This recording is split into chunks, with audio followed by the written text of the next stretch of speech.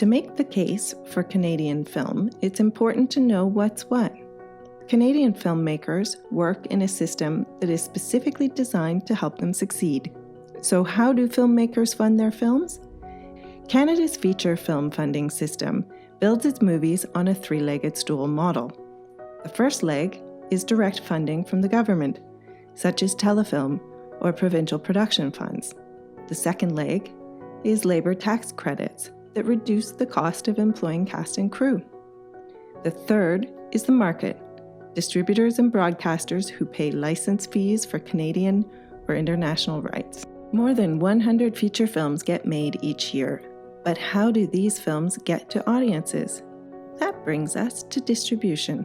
Canadian distributors buy the media rights from Canadian producers before the film is made, which helps complete the finance plan and gives other investors, like Telefilm, confidence that the movie will be marketed and made available to cinemas, streaming platforms, broadcasters, schools, and airplanes in a professional way. Unlike in broadcasting, where broadcasters are required to make about 1/3 of their content homegrown, there are no quotas for Canadian content in cinema, and most movies that are seen here are from Hollywood.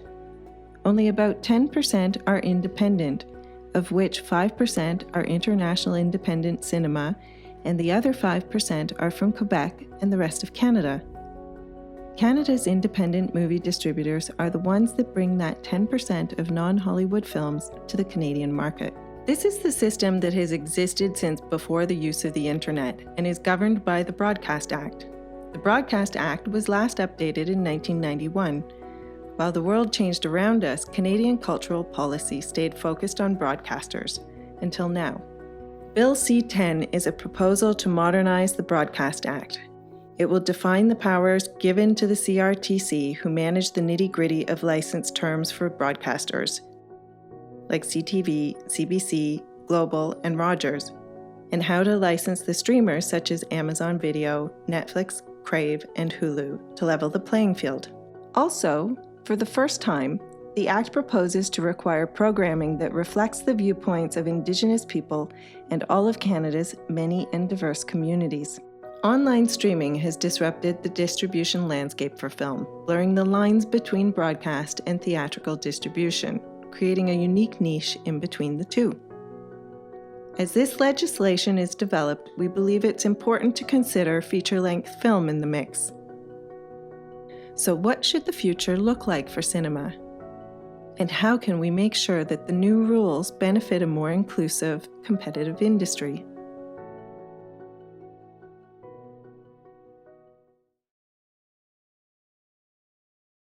Hello, my name is Ali Kazmi.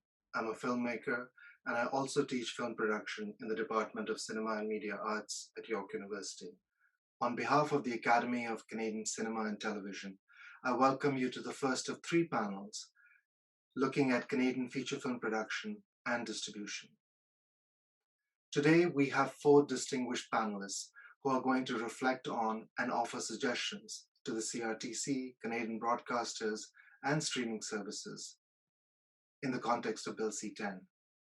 Cameron Bailey is the co-head and artistic director of the Toronto International Film Festival. Since 1990, Cameron has been central to the growth of this iconic cultural organization. He actually began his career as a film critic and has published nationally and internationally. I would argue that Cameron has one of the most astute and accurate perspectives on the impact of Canadian film here and abroad. Jeff Chan is best known as the producer and director of the short film and subsequent feature Code 8. The feature was made possible by a record-breaking $3 million that was raised solely through crowdfunding. In fact, Jeff informed me that the exact figure raised was $3,036,283.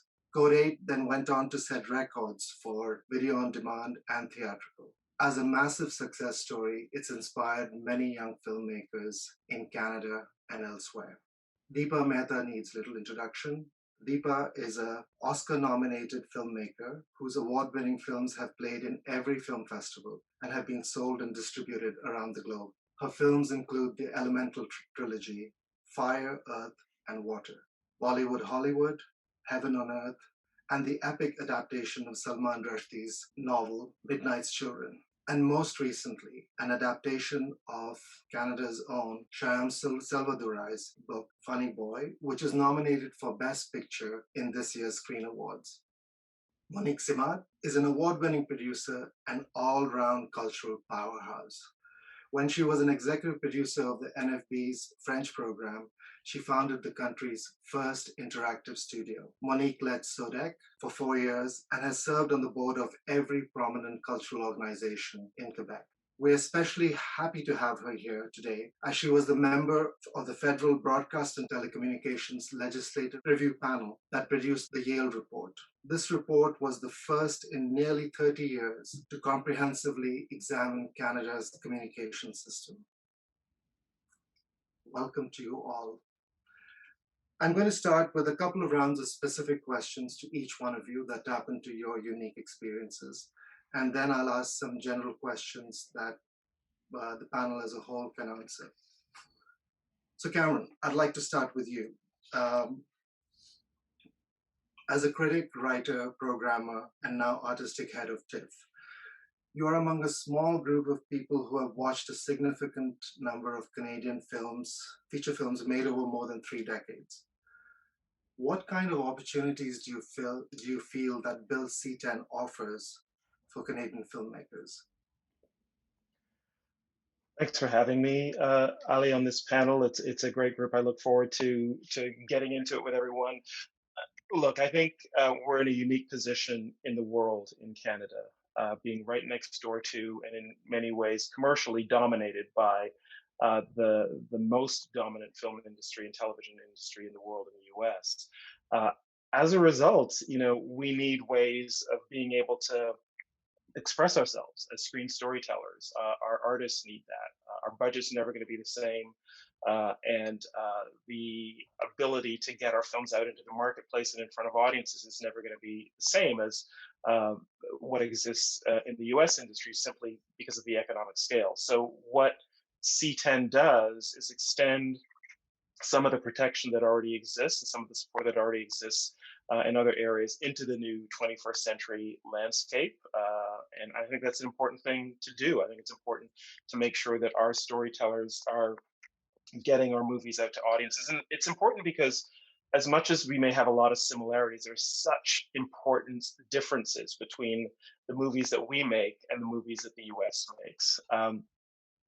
We have our films are in some ways comparable to American independent cinema, but that doesn't include, for instance, the films that are coming out of French-speaking Canada, most specifically in Quebec, but elsewhere as well. And those are important. Those need to be protected. Space needs to be kept open for those.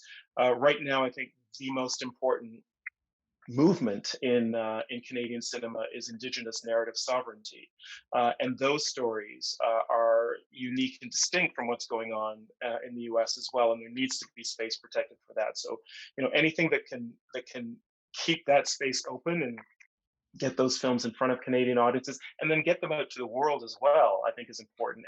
And without the kind of protection that something like Bill C-10 proposes, we can't keep that space open, because the power of the economics of the film industry and the dominance of Hollywood is just too great. Yeah, and thank you for mentioning Quebec cinema. It offers me a perfect segue to Monique. Monique, Quebec has, of course, its own unique film production, distribution ecosystem. And like Cameron, your engagement with the system is multifaceted. You've been an actor, producer, director of both feature films and documentaries. Now, in addition to your high-level institutional perspective from the NFB and then and SODEC, and then part of the being a member of the Yale Report, what do you think? What do you say about the prospects for Quebec cinema? Have they improved or declined in the last 5 years? Well, it's both in many ways. First of all, I'd like to remind everybody that in Quebec you have SODEC, and that there's just as much money put into Quebec films by SODEC than by Téléfilm. So this is a unique situation in Canada, where the provincial agency just is there with as much money. Also has had very long tradition now of almost 30 years of supporting a kind of filmmaking, author filmmaking. Came out of that very well-known filmmakers. That's ironically now are in Hollywood, like Denis Villeneuve or Jean-Marc Vallée, for instance. They started with short films at SEDEC.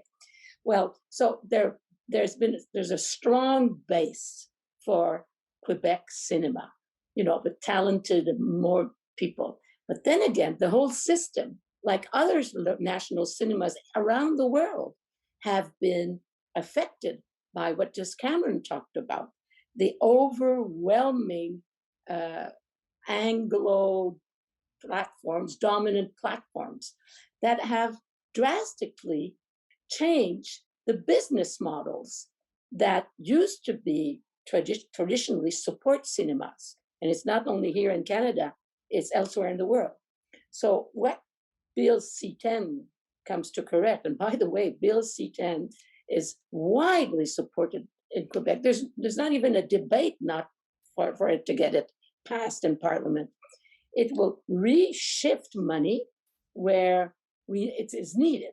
Where is it needed? It's needed to either support, invest in production, or in découvrabilité. I'm not going to say it in English, découvrabilité, because we have, and of course, like again, an indigenous cinema, new stories, and you need resources. You need financial resources, and you need screens. And I say screen, the plural, around the world, so for those stories to be told. So Quebec cinema is in the same situation as all other national cinemas at this point.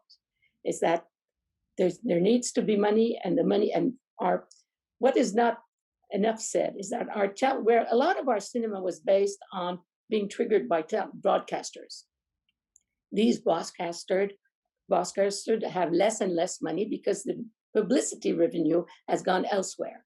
So the license they give are smaller and smaller. And that's what determines to trigger your financing from Telefilm or the height of your budget. So that money that is going to dominant platforms has in some way to be redirected in Canada. And by the way, Canada, since the 30s, the mid 20th century, has claimed cultural sovereignty and has created institutions to regulate that and manage that. The first one being the CBC, Radio-Canada, and then the NFB, and then Telefilm that followed. So I think it's really in that same spirit that C-10 comes along.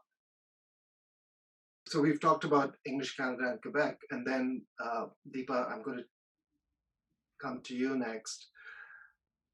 You're one of the handful of filmmakers whose name is you're a household name across the country. Yet your first three feature films, Sam and Me, Fire, and Earth, were financed outside this system. Your most recently acclaimed film, critically acclaimed film, Funny Boy, was made within the system, as have some of the others that preceded Funny Boy. And so what do you think is needed from this point on, so that what kind of conditions do we need for the next generation of filmmakers to follow in your footsteps? Firstly, thanks, Ali, for having me on this. It gave me an opportunity actually in conversation with you, and even looking at and researching what Bill C-110 was all about. As filmmakers, we just take it for granted that our producers are going to do all that work as a director. I have been, and except when it affects me creatively. And so just reading about all of this, listening to Cameron, listening to Monique, I think that, yes, Bill C-10 is extremely important. But I also think that in this process of trying to change the legislation, we must not forget something that's been vital to me in my experience and to younger filmmakers who I'm really happy that they are such a diverse bunch. And I'm just not even just talking about the Black and the Indigenous filmmakers, but I'm talking about all filmmakers. I mean, I think the young filmmakers, whether they're, Pakistani or Indian or Syrian or Afghani or white, I mean, we all feel a bit endangered right now and limited. And we get limited by something maybe that's extremely important for the legislation, which I hope gets it in it. It is, what language do we make our films in? Can I choose to make Water in Hindi? I just digress a bit, Ali, right now, because Water was the first film that we actually got money from Telefilm for. But we had to make it in English. There was no way that I wanted to make a film that said about the widows in Varanasi, even though my producer's Canadian, I'm Canadian, most of the crew was Canadian, one of the leads was Canadian. The film would not be authentic if it was made in English. We wanted to make it in Hindi. But we couldn't get any money unless we made it in English. So we had to actually shoot the film in English and Hindi, which was expensive, time-consuming, and a real pain in the neck. Nobody should have to go through that, but we really did want to make the film badly enough to actually go through this horrendous farce. Because as Cameron knows, when the film was selected by TIFF to open the festival that year, it wasn't the English version, which is probably lying somewhere, I don't know where, if it still exists. It was the Hindi version, when it was nominated for the Oscars by Canada, so it could be nominated, for the Academy. It was the Hindi version. So why did we have to go through that? And we always have to. So I think that language is really, really important. The reason Fire, again, I remember, Cameron, when you guys chose it to open, I think it was Perspective Canada those days. We were thrilled because we never got a cent from anybody. And except TIFF has always been the champion. So somehow, I think, I'm such a fan of TIFF because suddenly it's colorblind. It's wonderful. It's about the film. It doesn't matter if it's in English or Hindi or it's the lead actor, whatever. It doesn't matter. It's about the film being authentic. And we have to do that. Somehow in this legislation, it hasn't ever happened. For 5 years, I have been going from the office of Minister Jolie, which was actually, I think it was an exercise in futility, and to Mr. Pablo Rodriguez, who was the Minister of Heritage, went to his office, talked about it, and saying it's really important while you're opening up things that you please take into consideration, because I'm working with, mentoring or whatever, working with young filmmakers, one from Syria, one from Afghanistan right now, one from Korea, who really want to make their films in the language that they are comfortable. Their characters are set in those, whether it's in Seoul or whether it's in Baghdad or whether it's in Kabul. And they can't. So can you do something about it? And he said, we can't. The legislation has to change. It's been 5 years. I've been knocking from one office to the other, and here's an opportunity. So can we please pay attention to that? So for me, that's really vital. Thank you, Deepa. Yeah, I think you raise a really critical point. And what was interesting for me looking at Bill C-10 was that it's got 47 clauses. 3 of the clauses are specifically aimed and recognize the creation of work by Indigenous filmmakers and in their languages. They also recognize for the first time the diversity of Canadian makers from ethnocultural communities as well as racialized communities. And then there's an overall equality clause in the bill that once again reinforces all this. And indeed, one of the clauses also speaks to people with disabilities. So these clauses have not been a part of the Broadcast Act, which has spoken generally about diversity in front of the camera and behind it, but has never quite Language. defined it. What about language? It doesn't mention language. So it doesn't mention language. You're absolutely right. So I would like to put out this question to our audience that's watching us. There's a little poll that you can participate in. What do people feel about language? Can films made in languages other than English and French, should they be receiving funding from within the system and be recognized as Canadian productions? So I look forward to the results of this poll.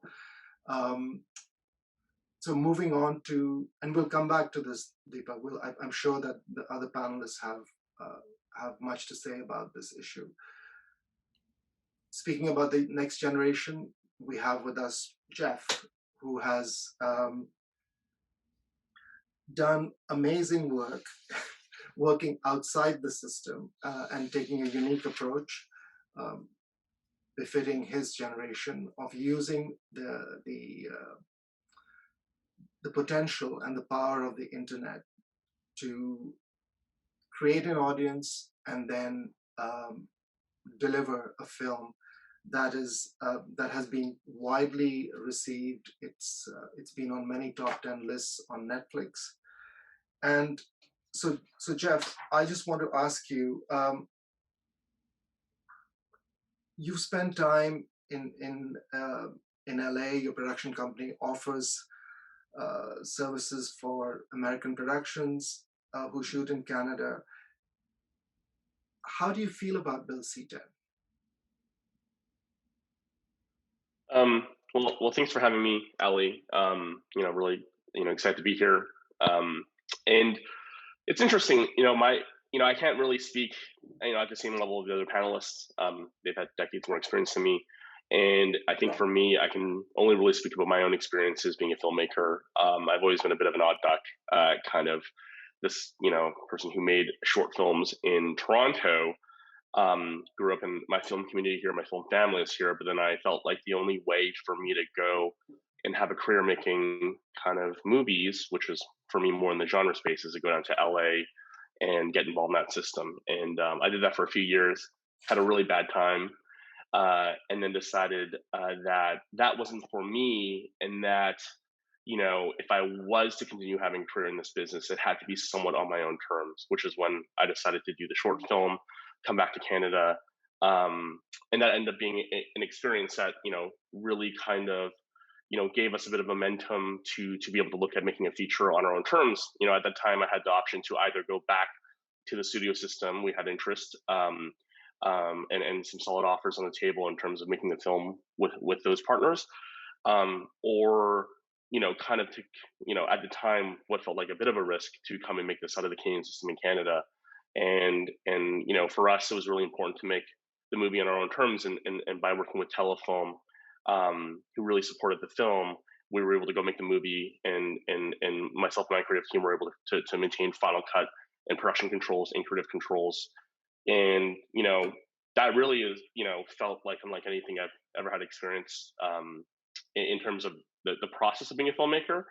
And it really opened up my eyes to the opportunities that actually Canada has to offer. Because I think from my perspective, and I think maybe filmmakers who are just a little less established, you're just looking for a path.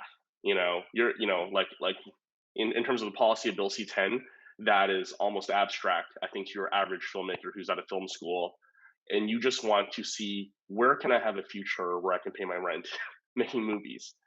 And I think what Bill C-10 will do is create that opportunity in Canada in a much bigger way. And for me and a lot of people around me, I think we're taking a long bet on Canada. I think Canada actually is, Bill C-10 will protect a lot of really important, aspects of the film community, but also I think it offers a ton of opportunity. I think Bill C-10, I think there's a possibility for Canadian content to really blow up globally.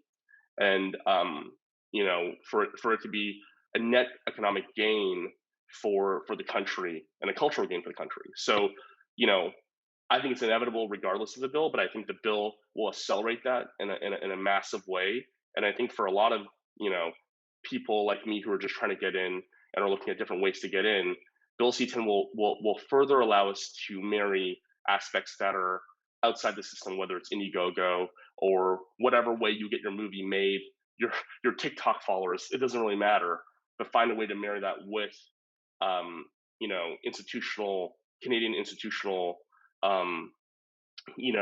funds and other supports that can help, find, create pathways for filmmakers to kind of make their content in a way that's newer and more accessible for people who are coming up. So I think it's a really important issue. Despite the fact that, I think for a lot of young filmmakers, it's, they know that it's important, but they don't know necessarily all the lines in policy. So I'm curious, when you went to Telefilm with the money you'd raised, what was the initial reaction? Had they had someone like you come to them before with this kind of funding? I mean, it was interesting when, I had a lot of misconceptions about the Canadian system. I think I've always been a little bit on the outside of that. So when I brought this in the Telefilm, we weren't sure how they would react to it. I was told by a lot of people even before going to Telefilm that, you have to, you can't be the person.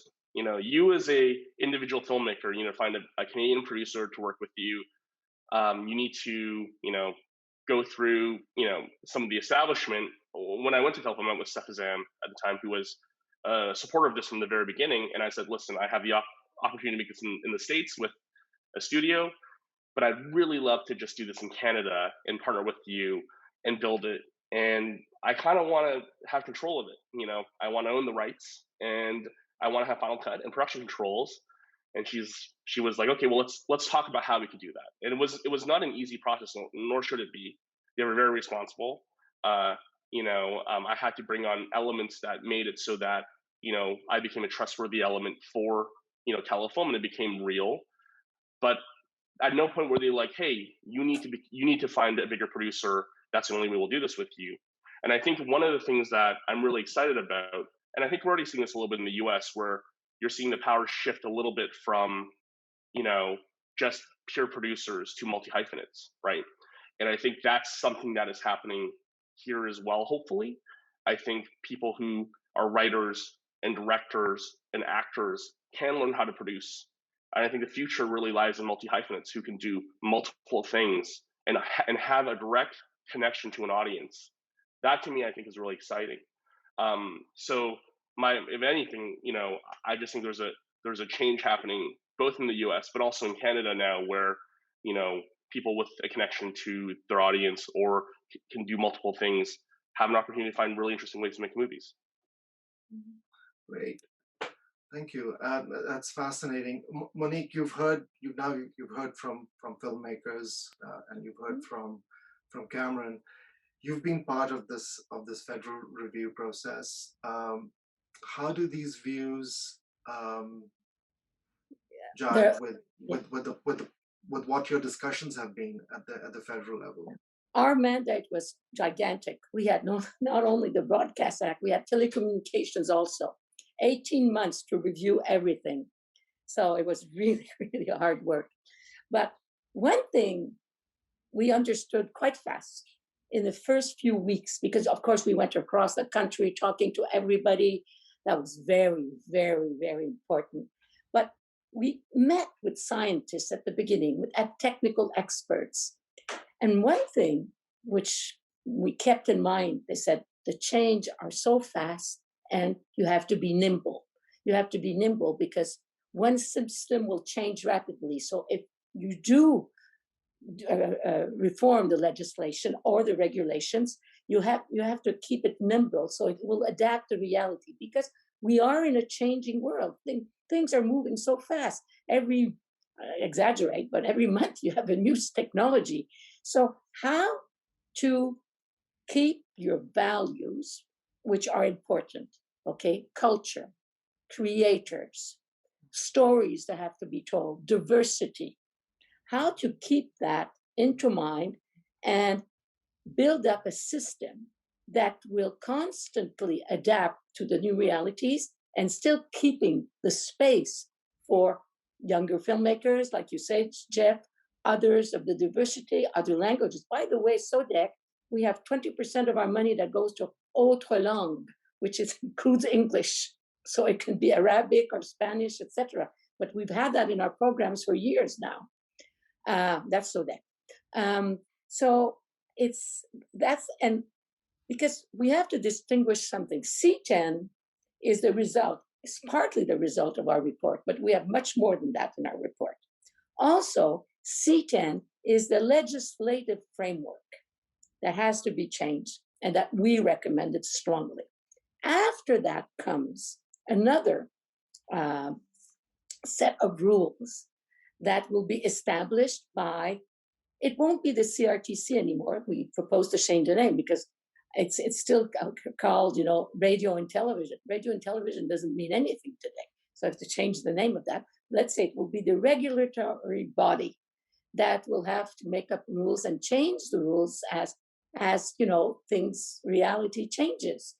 The Canadian Media Fund, which is an instrument, an organization that we gave ourselves in Canada 25 or 30 years ago, I don't remember, it's early 90s anyhow. When cable television appeared, we needed something to see how can we feed these cables that are television, and we don't want, dumping of American products. And we need to build a Canadian industry, independent production industry. So we created the Canadian Media Fund, which was called at that time Fonds des Câbleaux, or Cable Fund. It changed names. But it changed, the rules were changed regularly. Telefilm has to change. They've done a big consultation recently. They know they have to change because we're in between two worlds, a traditional kind of, system and a new system. So how are you going to adapt from one traditional to the new one? How many years will it take? I think it's going to go faster than most people think. So, for example, raising money on the internet with, whatever fun it can be. At first, the tax credit people said, well, for every dollar they raise, we'll subtract $1 from tax credit. I said, that's so stupid. You're just discouraging people of raising money. We should reward them for every dollar they raise. We'll give them 2 because, they're going out of the system to find ways to raise money. So I think that's the message. And of course, C10, it's legislative language. It's hard to read. And if you're not a lawyer, if you're not used to those terms, it's really difficult. By the way, I was one of the 6 experts. I was the only non-lawyer of the gang. I think I earned my degree in law after those months together with them, which were great. But it's a bit harsh, to get into it. Even I realize the journalists don't get it completely if they don't have legal training or get the information. But essentially, it says it gives the power to the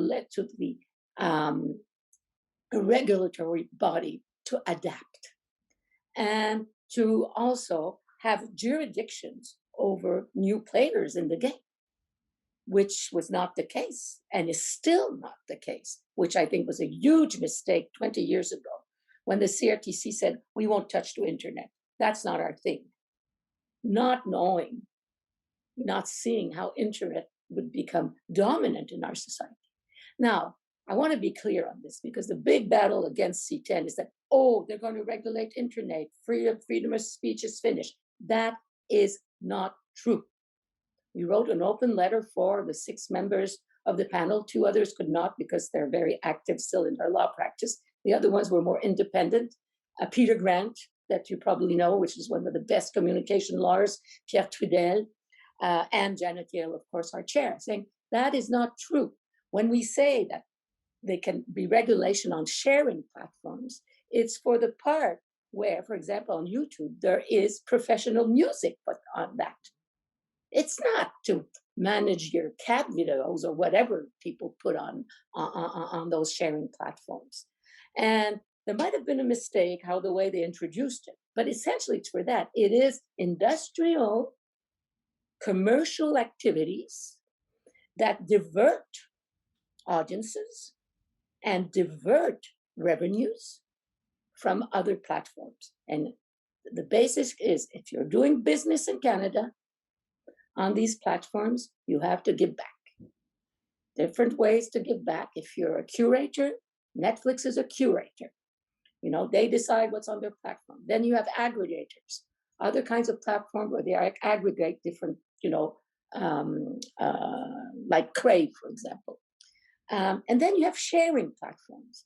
Sharing platforms, it's difficult to understand because we had weeks of discussions on that because there are different kind of content put on that.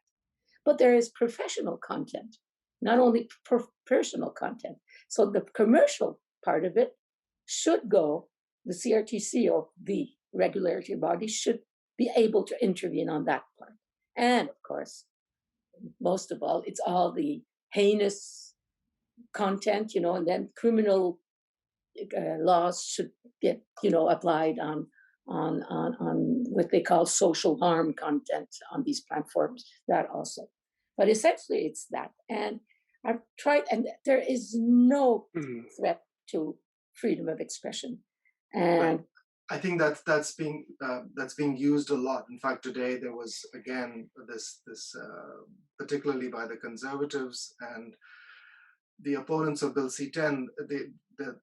It seems to me that the idea of freedom of expression has become an increasingly distracting issue from the real issues at hand. And I think I'd like to bring it back to within the context of feature films.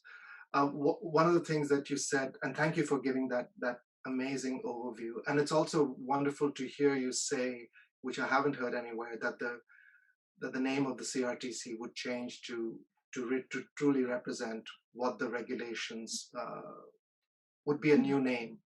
We suggested that it should be called the Canadian Communications Commission. Et ça va bien en français, la Commission canadienne des communications. Perfect. Yeah, I think that's a wonderful name. And the other exciting thing that I heard from you is that SODEC has already set a precedent, and in fact has a long-standing precedent for funding films. Autre langage, other languages. Other languages. Other languages. So Deepa, how do you feel when you hear that?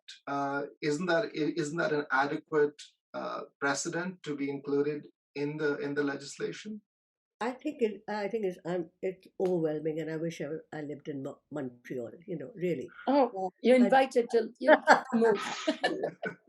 But I mean, Monique, it's amazing. But I really wish it would. For us now is an opportunity for being more than 20%. You know, it really should be 20%. Well, perhaps that was a rule 30 years ago felt appropriate, but you know, it isn't that. It just gives a freedom. I mean, how can we talk about inclusion and diversity and not talk about one of the main proponents of that? I mean, how do you make us feel inclusive if we can't speak in the language or do something in a language or make a film in a language that we want to make it in? I mean, we you know, it's fine, we'll do everything else, but give us that creative freedom, because it is about creativity. Well, I think that your comments and your remarks should go to Téléfilm Canada, which is the main federal funding agency. No, it has to. I have been talking about 5 years. I've been talking about it, but it has to be a change of legislation. That's what I finally found out from Mr. Rodriguez, and the research that we've done, it has to be in the legislation. And then Telefilm is actually very happy to compile that. They are. They never have ever said we won't do it. They always have said to me, our hands are tied. So it's interesting that. Well, C10 opens it, all these things. Exactly. That's why, you know, I'm all for C10. You know, for many that Jeff spoke about of it. You know, absolutely. I feel that it is an opportunity for us, without sounding condescending in any way, to grow up, to actually embrace what we talk about. Let's not keep on talking about cultural and diversity and inclusion when you're not actually giving us an opportunity to be included. I think that very sincerely, and I will stop at this, that all the arguments against C10 about freedom of expression is just a pretext. I know. Not get it be adopted because of all the other so important things in C10. And so we'll keep pushing forward. Yeah. For C10. And so Cameron, Deepa has identified TIFF as a huge supporter, and clearly TIFF has not been confined by CanCon rules as defined by Telefilm or other agencies, and in a way has allowed, as Deepa has, using Deepa's example, to expand this idea of Canadianness.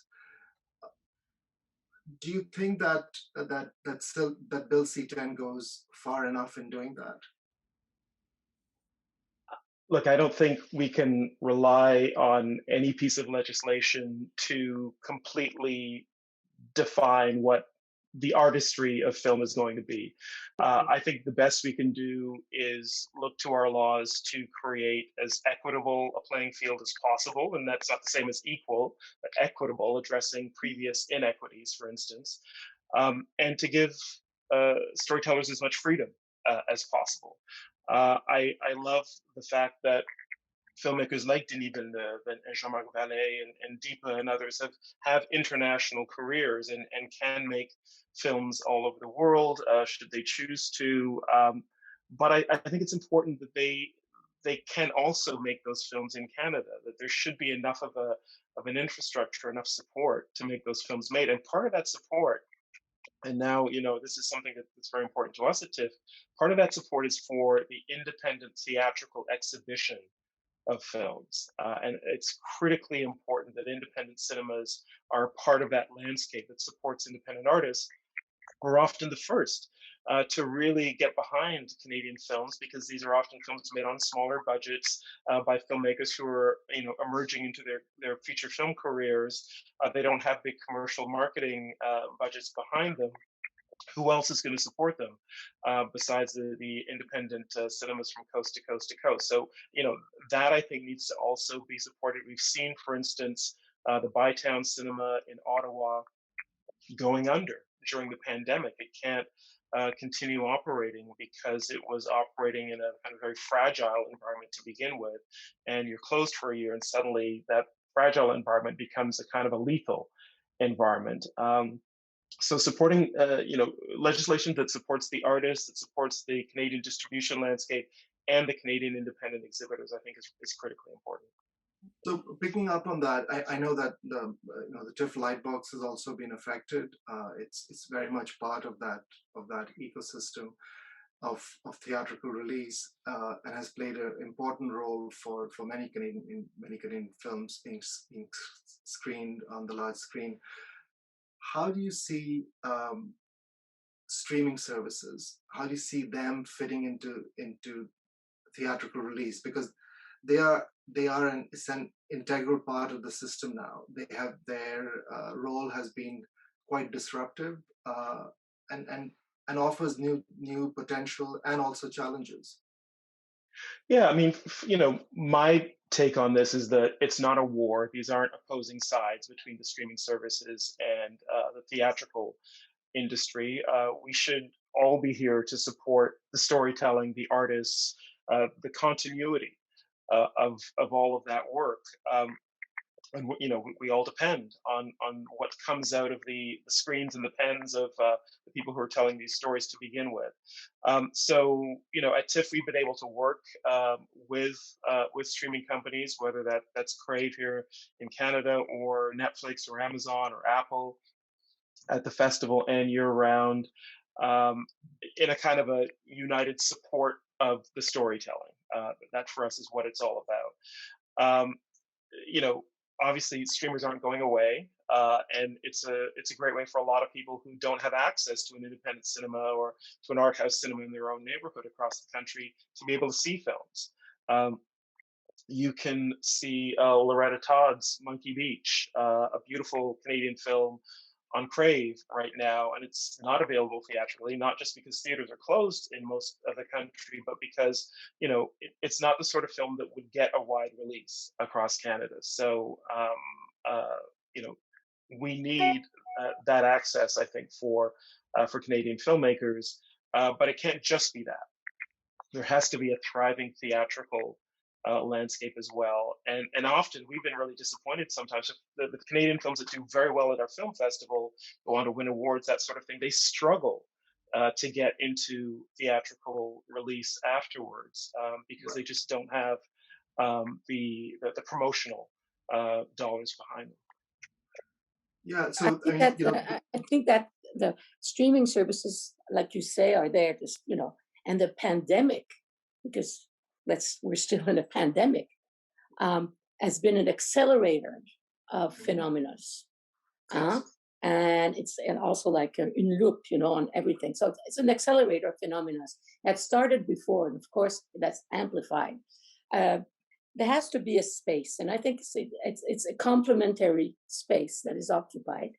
And now the streamers could be and should be considered like triggering production, admissible to trigger production, because the system works. You need a distributor, like you said, Jeff, complicated. Well, now with the new legislation, they could be considered a triggering financing from other institutions, and they are sure of certain audiences. It's different kind of audiences elsewhere. So there has to be a space and for every kind of film. So we have to be agnostic, stream-wise and technology-wise. One thing is good for one, might be not good for the other, but there has to be, and not have a rigid system like we had before. La chronologie des médias.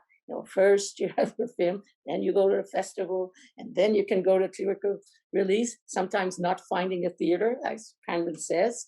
And then you'll go on television so many months after, you sell CDs or DVDs, and then eventually on television. That is a world that is finished. That is the world that's entered now. That is the world that's entered now. I mean, part of the ecosystem is also giving back to the system, right? I mean, I think one of the key things that Bill C-10 is asking is that it recognizes this new the changed landscape, and it basically says now it's time for these streaming services to start giving back to the system, back to Canadian production. I mean, when you look at other jurisdictions like France and Germany, for example, they have seized control. I mean, they have said that a certain percentage of the revenues earned will go to fund their national cinema. So, Jeff, how do you see that change, and what kind of further suggestions do you have in terms of what Bill C-10 can do in dealing with the streaming services? I mean, I agree with everything Cameron said. I think it would be a tragedy for us to lose our independent cinemas and cinema in general. This is why, at least for me, why I got into the business and why I got into making movies, is to see movies on the big screen. The reality at the same time for me is, it takes 2 seconds to pull up a union production report and look through the 20-page list right now and see how many of those are being funded and financed by streaming services and how many are run by Canadians. The answer is very few. So I think for me, the reality in terms of the net benefit to Canadian filmmakers is really legislation on the streaming side of things, because that's where, if we're just being real, the money is being spent. That's where the eyeballs are. And I think for our movie, Code 8, it's a little movie. We finished, we put it out there. We did very well on VOD. But really, it was a streaming service that put us on the map. Netflix got a great deal on our movie because we put it on their platform, and they were like, we have no idea what's going to happen, and it just happened to blow up. And I think we live in this world where I think there's 2 things we need to do. We need to protect cinema as we know it and the traditions that we know. That's very important. But we also have to look at building an economic reality for new creators, be it the writers, actors, directors, whatever it is, to look at Canada and say, hey, this is a place where I can settle down, I can have a family and have meaningful work. And that's not making one indie movie every 10 years, right? That's like actually being involved in a system where the system will look at what you have to offer and contribute and say, here's a financial incentive for you to stay here and create content out of Canada where your voice matters. Or is the answer you have to go down to LA and get into that, stuff, So that to me is kind of how I look at it. I think it's all important, every aspect of this. But if Bill C-10 changes that, the biggest aspect, which is I think is how streamers are regulated in Canada, I think from a net effect, that probably is the biggest thing that it can do. And have you been hoping for something like this to come along? I mean, in a weird way, I've been, I've bet the last 5 to 10 years on it. Really, I realized that making films in LA in that system wasn't for me. So I've been waiting for this for my entire career, and I hope it happens because I think there is a massive cultural, artistic, and economic opportunity for filmmakers to stay here in Canada and make content, films, television, whatever it is that puts Canadians on the map, right? And our relation to all that stuff is changing. Like, it's behavioral, right? Like you can't say that the last few years hasn't changed the way people look and their behavioral tendencies towards interacting with filmmaking and stories. So I think Monique's saying that this is a thing that provides the ability for a system to adapt and to change. That's really the win. I don't think we can know exactly what those changes need to be because we're in the middle of a massive turnover right now. So it gives me a lot of hope that Bill C-10's on the table, and it makes me think that there could be a very bright future.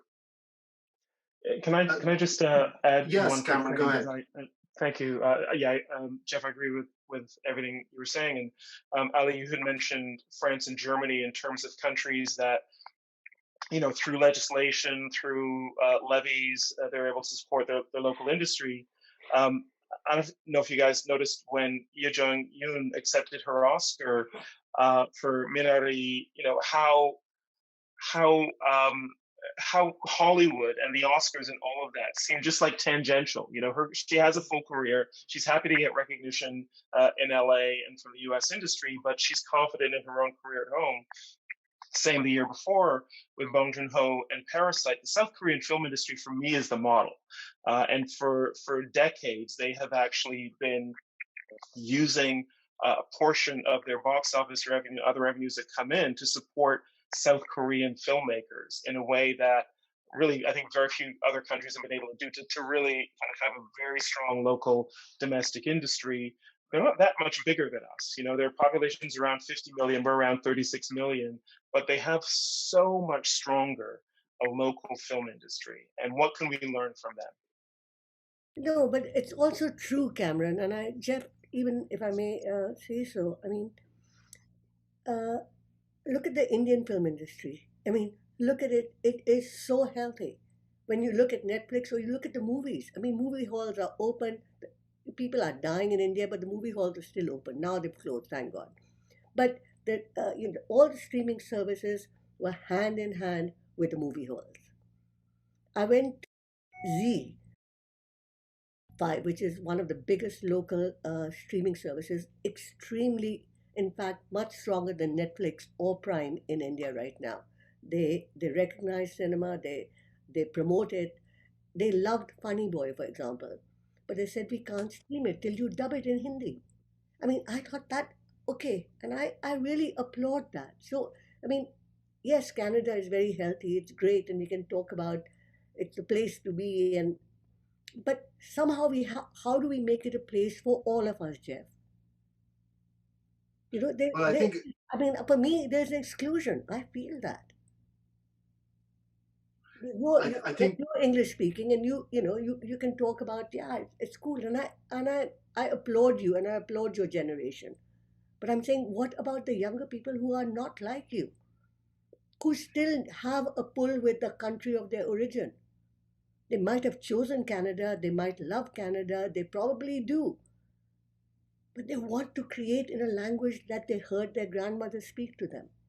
Well, I mean, I don't disagree with you at all in terms of being able to make films in any language, in Canada. I think language, we're talking about Parasite, a foreign language film can win Best Picture.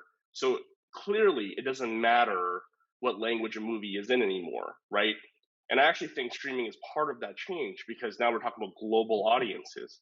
Even if you look at the mandate within Netflix, and the way they restructure the business, it's much more globally driven. You're seeing multi-language production. So I absolutely agree with you.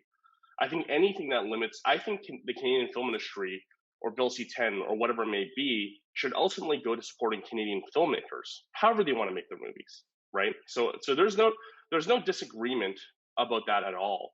I'm only speaking from a perspective of just someone who's looking at the business from the outside trying to get in at all. I think we have 5 minutes left. Cameron, I do want to thank you for bringing in South Korea and Deepa for bringing in India.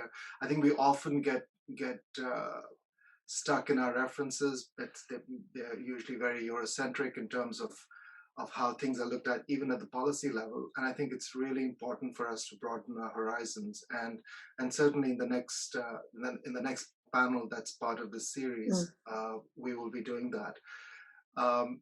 We have just under 5 minutes left. I'd love to get some wrap-up thoughts from each one of you. And Deepa, perhaps you can start.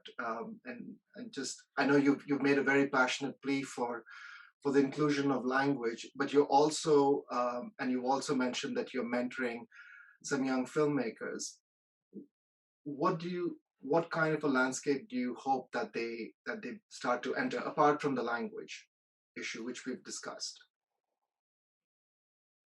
I think of Agam, for example. Agam Darshi, amazing. She's doing her first feature right now in Saskatchewan, and it's about the Sikh family, and I think that it's so important for her that she's feeling actually comfortable that there is an environment that actually embraces what it's like for a third generation Sikh person. So I would like, whether I want to make a film or another younger person wants to make a film, forget about me, wants to make a film about that has nothing to do with their racial memory or their cultural memory or the color of their skin, absolutely. They should.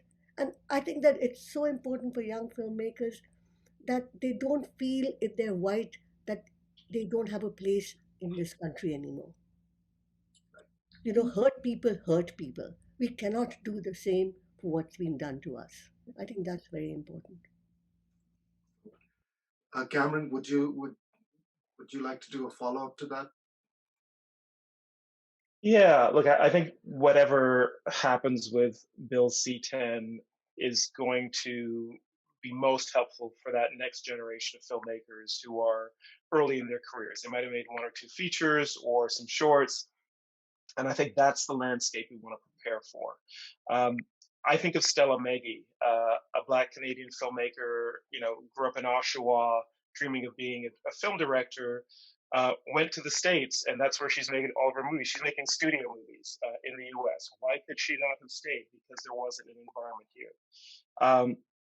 I feel like people like her, whether it's Kelly Fife Marshall, who's made an award-winning short, or people like Tracy Deer, who made a wonderful feature, Beans, Dennis Goulet, who I am sure will be attracting the attention of the studios and the big streamers after making her feature Night Raiders. Those are the people that there needs to be a strong domestic industry in Canada to support, so they can make the choice. It doesn't have to be this magnet that's drawing them down to LA. If they choose to live and work here and continue to develop their career here, they can do that, and there's enough support for them, and their films can be seen by Canadians, and that's going to take some work, and sometimes that work starts on Parliament Hill. Exactly. We tried to get Stella for this panel actually, and she is remarkably busy, and she couldn't join us. Monique, just a quick wrap up. We have a couple of minutes left. Okay. I just want to get some. Just wanted to say thoughts from something, you. just to remind people that when French-speaking filmmakers want to have us make films and get more money, they're always asked to do an English film before doing it in French. And that has been the dominant model. And for the Denis Villeneuve and of this world that have huge success, they had to switch to English to have success. So the dominance of English, the ones that have the most experience of that are certainly Francophone filmmakers in Canada. Just wanted to remind that. And the vibrancy of Quebec cinema is because you fight back all the time. Come back to the essential. We cannot do anything we would wish for cinemas, for theaters, for young filmmakers, for other types of initiative if we don't get C10 through, because that where we'll rely the sources, the financial, the possibility of having financial resources. There's never been so much money circulating in the audiovisual world, never. And the chunk of money that each Canadian pays to buy devices, to subscribe to platforms, well, some of that money has to be redirected to creation, production, and découvrabilité. It's essential. Excellent. Now, I think that couldn't be a better spot for us to wrap up. I want to thank all of you for your invaluable contributions to this ongoing discussion. And I hope the people who are going to be affected and who have the power to affect the legislation watch this. And I think we will, in fact, I know we are going to continue this discussion online as part of a Reddit subgroup. So I encourage the viewers to carry on the discussion on that platform. With that, I'd like to thank Beth Johnson of the Academy for organizing these panels and for giving us all the opportunity to speak to Bill C10. Thank you.